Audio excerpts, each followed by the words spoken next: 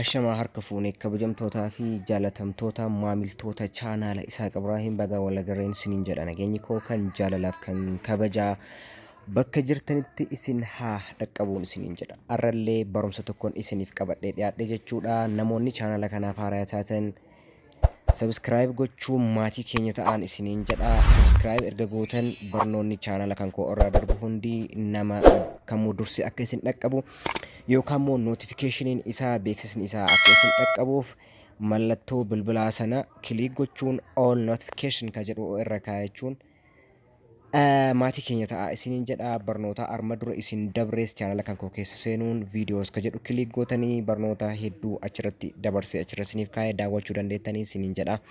Barnoota arra isiniif qabadhee dhiyaadhe kana keessatti orijinaalummaa bilbila keessanii bilbila yeroo bitattan haala kamiin cheek gochuu akka dandeessaniin isiniif qabadhee dhiyaadhe jechuudha. Namni bilbila smartfoonii yeroo ammaa kana hedduu kan qabatu jechuudha. Namni kamuu smartfoonii fayyadama jechuudha. Androidii akkasuma iPhone fayyadama jechuudha namoonni hedduun. Kanaaf isa kana haala cheek ittiin godhattan isiniif qabadhee dhiyaadhee jira jechuudha. Hanga dhumaa barumsa kana hordofaan afeeraa kooti. Amma kallattumaan gara barnootaatti isin dabarsa.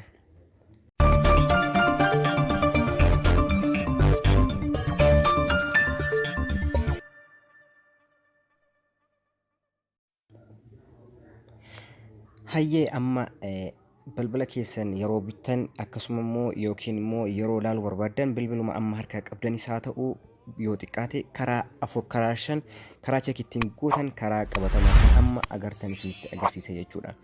Calqaba irratti wanti isin cheekii gochuu qabaattan paadii bilbila keessanii ni baltanii paad koolii jechuudha. Isa kana ni bantan jechuudha. Isa kana erga isinii fidee amma mallattoo urjii riqicha 99 duwwaa duwwaa ka jedhu barreessitanii achi booda mallattoo riqicha tuqxu jechuudha. Siitingii kanneen isinii fida jechuudha. Siitingii amma asitti argitan kanneen isinii fida jechuudha. Bilbila keessan irratti siitingiin amma agartan kunneen isiniif hin dhufne taanaan bilbilli keessan kooppiidha jechuudha. Siitingiiwwan kunneen siitingii tajaajiloota adda addaa isiniif kennanidha jechuudha.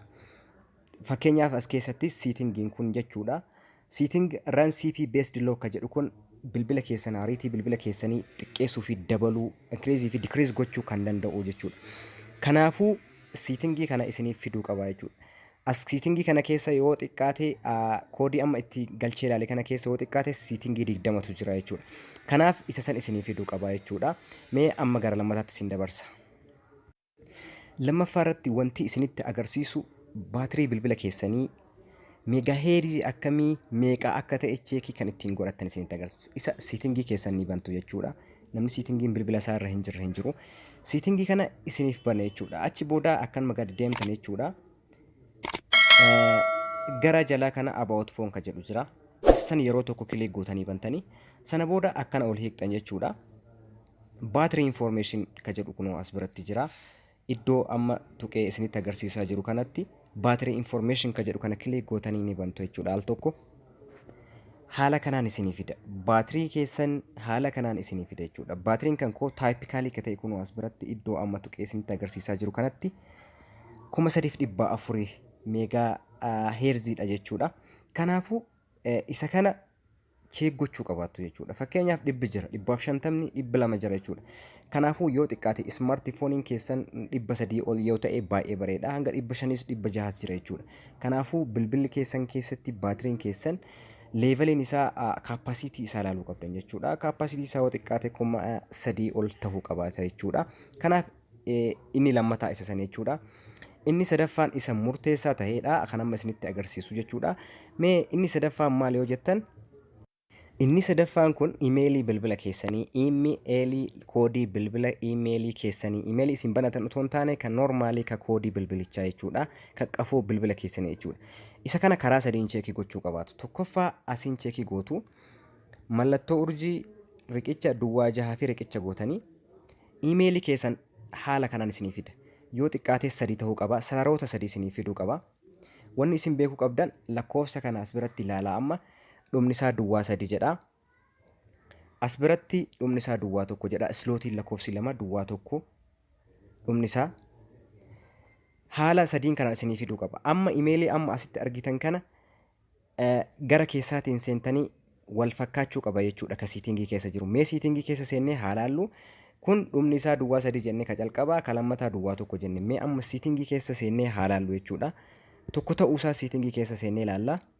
Siitingii keenya ni bannaa. Siitingii bannee achi booda about phone ka jedhu gara gadii kana ni jira. Isa san kilik goonee bannaa. Achi booda haala kanaan nu fida. Imeelii calqaba isinitti argisiise imeeliin islootiin lakkoofsi tokko dhumni isaa duwwaa 3 kunoo sirriidha. Bilbilli kan koo sirriidha hanga ammaatti jechuudha. As biratti islootiin lakkoofsi 2 immoo duwwaa 1 jechuudha. Kun isa sirriidha jechuudha. Kanaafuu karaa lamaan kanaan yoo xiqqaate cheek gochuu qabdu jechuudha. Amma karaa arfaffaa isinitti agarsiisame.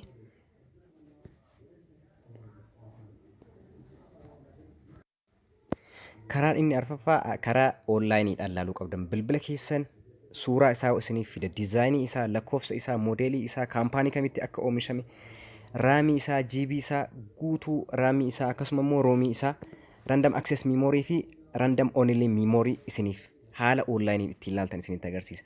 Amma calqaba siitingii keessanii seentu jechuudha. Achi booda gara dhumaa kanatti about phone ka jedhu kilik gootanii ni bantu.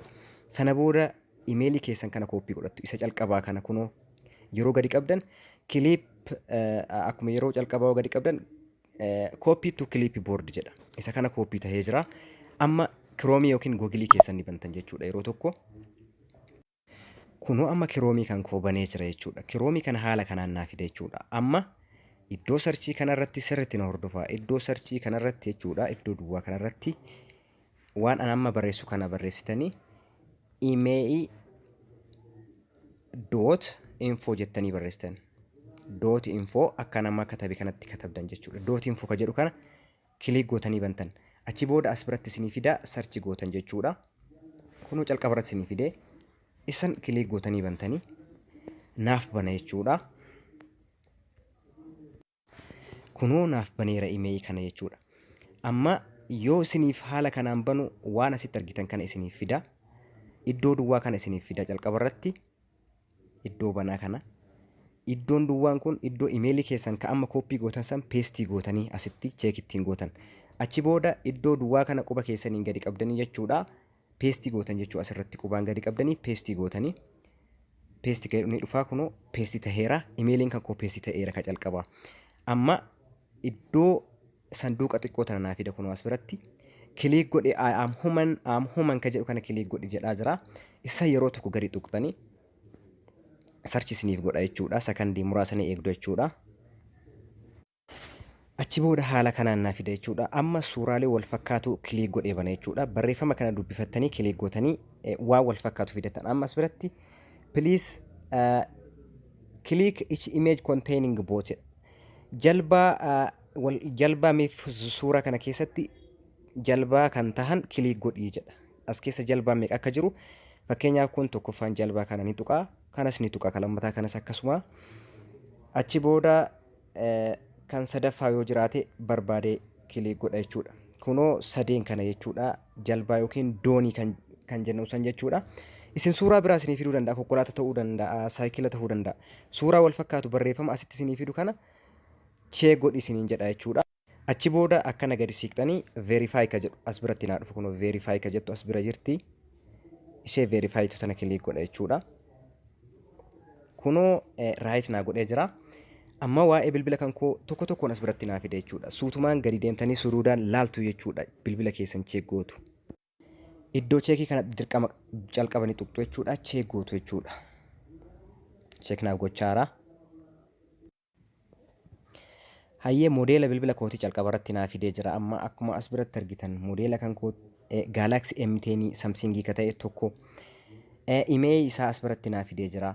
Akkuma argitan gaduma deemtanii suutaan laaltu jechuudha. Kunoo modeelii calqaba irratti kunoo modeelii as biratti naa fideera. Akkuma argitan modeelii isa lammataa jechuudha.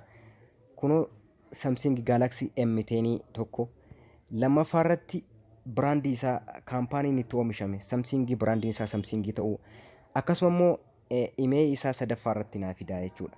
Ammas gaduma siiqxanii ilaaltu suuraa isinii fida. Suuraa bilbila keessanii isinii fida jechuudha. Ammas gadi buutanii gara dhumaa kana kunoo basic information asitti isinii fida. Kunoo basic information Bilbilli kun maalidha jedha smartphone ta'uusaa as biratti isin hima. Ammas gadi siqtanii dizaayiniin isaa jira, dual simiin jira.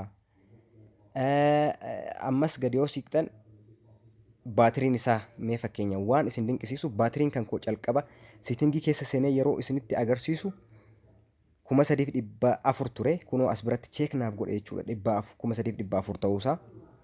Ammas gadi siqtu jechuudha. Memory kaardii raamii isaa isinitti agarsiisa. By the way raamiin kan koo akkuma amma argitan kana jechuudha. Ammas gadi siqtu waa'ee kaameraa CPU isinitti agarsiisa. Read more kan jedhu tuqxanii bantan. Read more kan tuqxanii bantan yeroo tokko. Read more yoo tuqxan haala kanaan isinii fida. Calqaba irratti basic information asitti naa fide yoo gadi siqu jechuudha. Amma immoo paarameetirii isaa dandeettii isaa naa fida jechuudha. Dandeettii bilbilli kan koo qabu naa fida. Paarameetirii kan jedhu kana yenni tuqa yeroo tokko kilik godhee ni bana jechuudha. Dandeettii bilbila kan koo cimina bilbila kan kootii naaf hima jechuudha. Amma immoo inni calqaba basic informationidha. Iddoo itti oomishame biraandii isaa gosa kam akka ta'e androidii akka ta'e naaf fida. Kun immoo paarameetirii isaa kunoo paarameetirii isaa kilik godhee yeroo banu GPS qabaachuu isaa raayit godhee naaf fide. Bilbilli kan koo GPS isa sirrii ni qaba. AG ni qaba. Akkasuma gadi siqtanii LT download speed isaa meegaabaaytii 300 sakandii tokko keessatti meegaabaaytii 300 download naa gochuu hin danda'a. Kun immoo connection keessanii murteessa jechuudha. Lammata immoo upload gootan fakkeenya viidiyoo yoo maxxansitan YouTube irratti haa ta'u Facebook irratti sakandii tokko keessaa haga meegaabaaytii 50 upload isiniif godhaa jedha bilbilli keessan. Wi-Fi isaa dandeettii Wi-Fi isaa kun as biratti 802.1 jedha. Bluetooth isaa akkasuma USB isaa as biratti naa fida jechuudha. Ammas gaduma siqtan mee waan ajaa'ibaa kaameraa bira dhaqna. Kaameraa isinii fida. Kaameraa kunoo as biratti meegaapiiksilii meeqa akka ta'e 12.78 already naannoo meegaapiiksilii 13 jechuu bilbilli kan koo. Resolutionin isaa 428 fi 396 jira jechuudha. Digital zoom isaa kunoo bilbila kan koo zoom yoo godhu digital zoom isaa naaf ta'a raayit irra naaf kaa'ee jira. Flash jira, auto second kaameraan jira. Second kaameraa jechuun kaameraa isa fuula duraa jechuudha. Meegaapiiksiliin isaa wajjin jira kun asitti. Diyaagiraafiin jira, viidiyoo rikoordingii, viidiyoo yeroo rikoordi godhu bifa kamiin akka godhu as biratti naa fida. Waan tokko hin hafu viidiyoo koolii ni qaba. Viidiyoodhaan walii bilbiluudhaaf nama viidiyoo koolii ni qaba, raadiyoo ni qaba, RDS ni qaba. Information xiqqaa kanaa miti jechuudha. Waan hedduu keessa jira. Isa hunda tokko tokkoon fayyadamaa isiniin jedha. Waan amma argitan kana guutuu isiniif fida. Raayit isiniitti kenna jechuudha. Fakkeenyaaf miseejii ergaa walii erginuuf ni qaba. Garuu immoo EMS hin qabu bilbilli kan koo. SMS ni qaba, EMS hin qabu. Haala kanaan bilbila keessan cheek godhadhaa isiniin jedha. Information bira ga'uu hin dandeenye jira. Kunoo as hedduun isaa laayisensa sariin jira, poor resistance, vibrating jira. Unit converter waan tokko fakkeenya bilbila keessa irratti convert gochuu barbaadan haala ittiin gootaniin kun hundi as bira isiniif jira jechuudha. Haala kanaan cheek godhadhaa isiniin jedha. Isinitti dheeressee kan maratiin xumuraa. Assalaamu alaikum warahmatullaahi wabarakaatuh.